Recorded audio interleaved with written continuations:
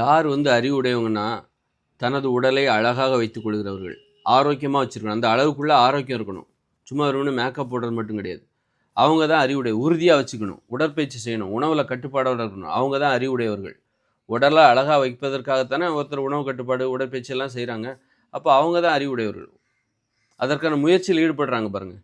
உடம்பு உறுதியாக இல்லை, என்ன தான் எக்ஸசைஸ் பண்ணாலும், உணவில் கட்டுப்பாடாக இருந்தாலும், உடம்புல உறுதி இல்லைனாலும் அதற்காக முயற்சி செய்கிறார்கள் பாருங்கள். அவங்க அறிவுடையவர்கள். அதுபோல் உறவுகளை அழகாக வச்சுக்கணும். நல்லவர்களோடு பழகணும். நல்ல பண்புடையவர்களோடு பழகணும். இதுவும் ரொம்ப முக்கியம். வெறுமனே உடம்பை மட்டும் உறுதியாக வச்சுக்கிறது, அழகாக வச்சுக்கிறது, ஆரோக்கியமாக வச்சுக்கிறது. ஆனால் பழகுறவங்க எல்லாரும் பேசுகிற பேச்சு, பழகுறவங்க எல்லாம் சரி கிடையாது. பேசுகிற பேச்சில் கெட்ட வார்த்தைகள் இருக்குது. பழகுறவங்க எவனும் நல்லவங்க கிடையாது அப்படின்னா அப்போ அவங்க அறிவுடையவர்கள் கிடையாது. அறிவுடையவர்கள் யார்?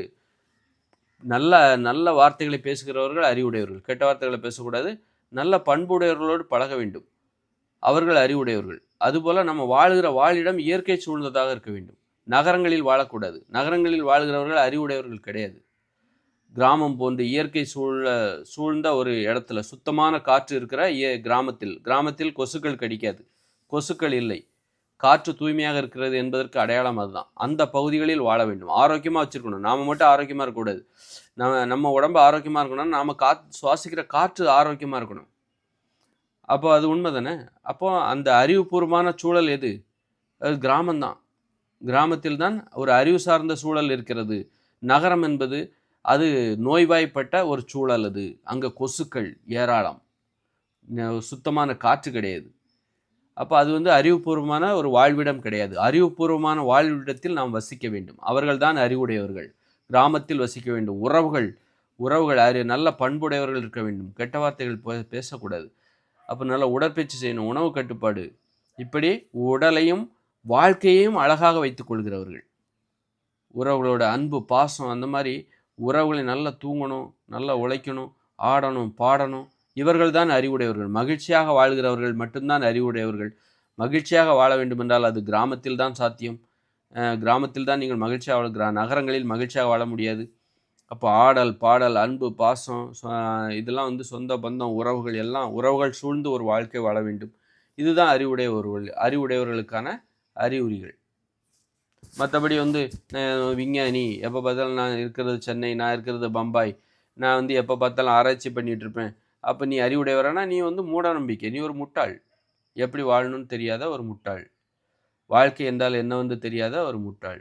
அப்படி தான் சொல்லணும். விஞ்ஞானியோ அல்லது மருத்துவரோ ஒரு பன்முகத்தன்மை எல்லாமே இருக்கணும். குடும்பம் எல்லாமே இருக்கணும். உறவுகள், நண்பர்கள், விளையாட்டு, ஆடல், பாடல், இந்த மாதிரி நல்ல வார்த்தைகளை பேசணும். வன்முறை இருக்கக்கூடாது.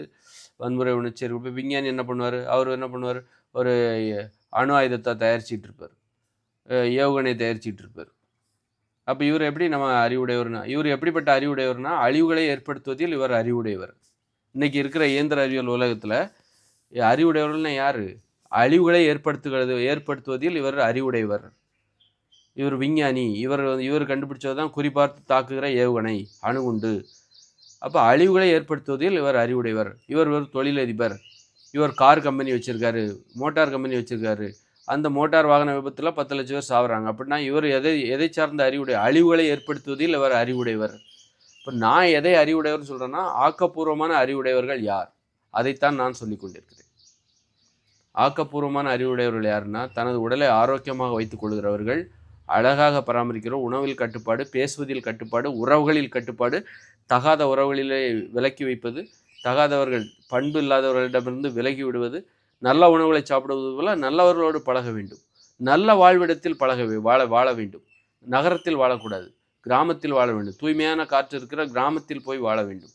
நல்ல வாழ்விடம், நல்ல உணவு, நல்ல உறவுகள், நல்ல ஒரு வாழ்க்கை, சொந்த பந்தம், ஆடல், பாடல், மகிழ்ச்சி. இதுதான் மகிழ்ச்சியாக வாழ்கிறவர்கள் தான் அறிவுடையவர்கள்.